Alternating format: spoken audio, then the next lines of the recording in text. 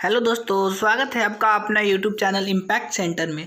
दोस्तों, आज के हम इस वीडियो में जीके का पार्ट करेंगे और यह जीके का पार्ट आपके लिए बहुत महत्वपूर्ण है। चाहे आप कोई भी एग्ज़ाम की तैयारी कर रहे हो, लाइक एनडीए, एयरफोर्स, नेवी, जितने भी एग्ज़ाम होते हैं उन सभी के लिए जो मैं पढ़ाऊँगा, पहले तो मैं सब्जेक्टिव बताऊँगा दोस्त। सब्जेक्टिव बताने के बाद यानी कि दोस्त जैसे टॉपिक आपको सामने दिखाई दे रहा होगा, सौरमंडल लिखा गया है। तो दोस्त मैं सौरमंडल के बारे में पहले बताऊंगा। पूरा सौरमंडल जब खत्म हो जाएगा तो मैं इसका ऑब्जेक्टिव लाऊंगा दोस्त।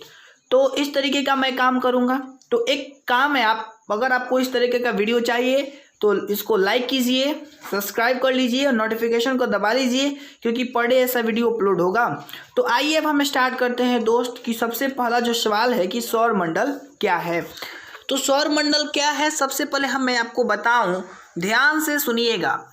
देखिए, आप देखे होंगे डेली लाइफ में सूर्य तो पर डे देखते होंगे। तो दोस्त जो सूर्य है ना, तो सूर्य के चारों ओर बहुत सारे ग्रह, क्षुद्र ग्रह, धूमकेतु, उल्काओं, सारा का सारा जो है ना आकाशीय पिंड, ये सब चक्कर लगाते हैं। तो जो चक्कर लगाने के बाद एक समूह हुआ इनका, इसका मतलब जहाँ पर अगर कह सकते हैं कि जहाँ पर 5-6 व्यक्ति है तो इसका मतलब व्यक्तियों का समूह है। तो उसी तरीके से सूर्य के चारों ओर जितने भी ये ग्रह, क्षुद्र ग्रह, जितने भी ये चक्कर लगाते हैं तो इनका एक समूह बन जाता है। तो दोस्त इसी समूह को ना हम सौरमंडल कहते हैं। बात समझ आई? और इसमें आगे ध्यान से समझिएगा। तो मैंने आपको बताया है कि दोस्त जो सौरमंडल है ना, सौरमंडल में सूर्य का प्रभुत्व है। मतलब यह हुआ दोस्त कि जैसे हम लोग के घर में एक गर्जीवन होते हैं, तो उसी तरीके से जो सौरमंडल में जो गर्जीवन है, एक तरीके से बोल सकते हैं, तो वो सूर्य है। क्यों है वो? इसलिए है क्योंकि सौरमंडल निकाय का जो द्रव्य है, इसका लगभग दोस्त 99.999 जो द्रव्य है ना वो सूर्य में निहित है, यानी बहुत सारा जो भाग है वो सूर्य में ही उपस्थित है। एक और बात बताऊं आपको मैं कि जो सौरमंडल है दोस्त, सौरमंडल में समस्त ऊर्जा का स्रोत भी सूर्य ही है। मतलब जो हम लोगों को ऊर्जा ग्रहण करते हैं वो सौरमंडल के जो राजा है, ऐसे बोल सकते हैं, सूर्य ही है। तो आई होप आपको क्लियर हो गया होगा सोलर सिस्टम क्या है। तो चलिए अब हम नेक्स्ट आगे बढ़ते हैं। चलिए अब हम सूर्य के बारे में जानते हैं। सूर्य क्या है? तो मैंने अभी अभी आपको बताया दोस्त कि जो सूर्य है वो सौरमंडल का प्रधान है। समझ आ रहे हैं ना, मुखिया है। तो यह जो है ना सूर्य हमारी मंदाकिनी है। क्या जानते हैं आप मंदाकिनी के बारे में? नहीं पता होगा, कोई टेंशन नहीं लेने का, हर एक चीज़ बताने वाला हूँ। तो यह जो मंदाकिनी है, मंदाकिनी से दुग्ध मेला के केंद्र से लगभग 30,000 प्रकाश वर्ष की दूरी पर एक कोने में स्थित है दोस्त। ठीक है, तो इसको लिख लीजिए। अब आगे चलते हैं। और देखिए दोस्त, मैं आपको एक बात बता दूं कि आप जो नोट्स एक तैयार करते चलिए, क्योंकि दोस्त अगर मैं एक अच्छे से आपको नोट्स तैयार करवा दूं तो आप कोई भी एग्ज़ाम निकाल सकते हैं। तो आप जैसे जैसे मैं छोटे छोटे टॉपिक लिख रहा हूं, आप इसका नोट्स तैयार करते रहिए, आपके लिए बेनिफिट होगा। तो दोस्त अब हम चलिए आगे देखते हैं। आगे ये है दोस्त कि जो सूर्य है अपने अक्ष पर दोस्त पूर्व से पश्चिम की ओर घूमता है। ठीक है, और इसका मध्य भाग जो है ना दोस्त 25 दिनों में, वह ध्रुवीय भाग 35 दिनों में घूर्णन कर लेता है। मतलब समझ रहा है ना, इसका 2 भाग है, एक मध्य भाग और एक ध्रुवीय भाग।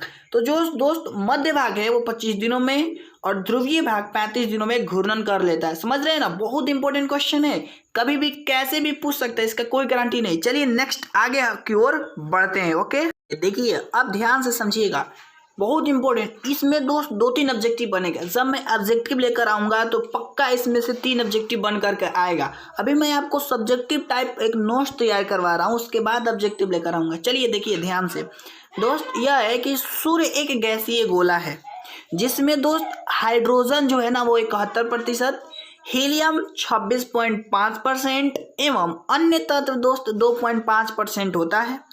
और दोस्त ध्यान से समझिएगा, जो सूर्य है ना उसका एक, जैसे सूर्य एक तरीके से अगर देखा जाए तो गोला है ना, और गोला का एक केंद्र होता है, तो उसी तरीके से दोस्त सूर्य का केंद्रीय भाग क्रोड कहलाता है। ठीक है, जिसका ताप 1.5 गुना 10⁻7 डिग्री सेल्सियस होता है। एग्जाम में इंपॉर्टेंट क्वेश्चन है, कहेगा ना सूर्य के केंद्रीय भाग को क्या कहते हैं, तो आपको पता हो गया, क्रोड कहते हैं। इसका तापमान क्या होता है, तो 1.5 गुना 10⁻7 डिग्री सेल्सियस होता है। क्लियर है? और दोस्त ये भी एग्जाम में पूछ लेता है कि सूर्य की बाहरी सतह का तापमान कितना होता है, तो आपको पता होना चाहिए। 6000 डिग्री सेल्सियस होता है। ठीक है, तो आप इसको लिख लीजिए, कॉपी कलम लेकर बैठिए। चलिए अब हम आगे बढ़ते हैं। ओके, चलिए अब ध्यान दीजिएगा दोस्त, आगे है कि सूर्य के केंद्र पर नाभिकीय संलयन होता है, जो सूर्य की ऊर्जा का स्रोत होता है। अब आप यह सोच रहे होंगे दोस्त नाभिकीय संलयन क्या है, तो मैं आपको बता दूं, नाभिकीय संलयन बेसिकली हाइड्रोजन नाभिक से मिलकर एवं हीलियम नाभिक से मिलकर के बना होता है।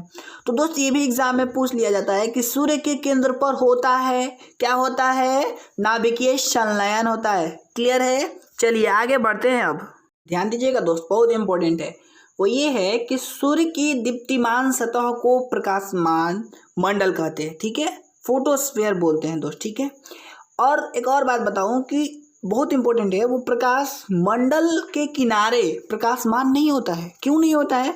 वो इसलिए नहीं होता है क्योंकि सूर्य का वायुमंडल जो है ना दोस्त, प्रकाश का अवशोषण कर लेता है। ठीक है, और इसे वर्णमंडल कहते हैं। बात समझ आए, किसको हम प्रकाश मंडल कहेंगे और किसको वर्णमंडल कहेंगे। क्लियर है, और यह जो दोस्त होता है ना वर्णमंडल, वो लाल रंग का होता है। कैसा रंग का होता है? लाल रंग का होता है।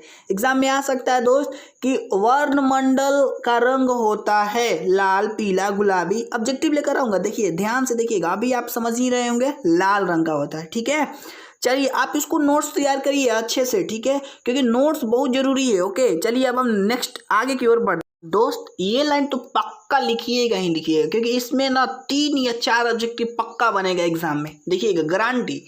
देखिए क्या है, पहले मैं बता दूं आपको दोस्त, आपको पता होगा सूर्य ग्रहण के बारे में। नहीं पता होगा तो मैं कुछ दिनों में बता दूंगा, आने वाले कुछ समय में। लेकिन आप इतना भी जानिए दोस्त, जो सूर्य ग्रहण होता है, सूर्य ग्रहण के समय सूर्य के दिखाई देने वाला जो भाग होता है ना दोस्त, उसको हम सूर्य किरीट कहते हैं। इंग्लिश में दोस्त कोरोना कहते हैं। वैसे समझ ही रहे इस समय कोरोना चल रहा है, लेकिन ये कोरोना और ये अलग बात है।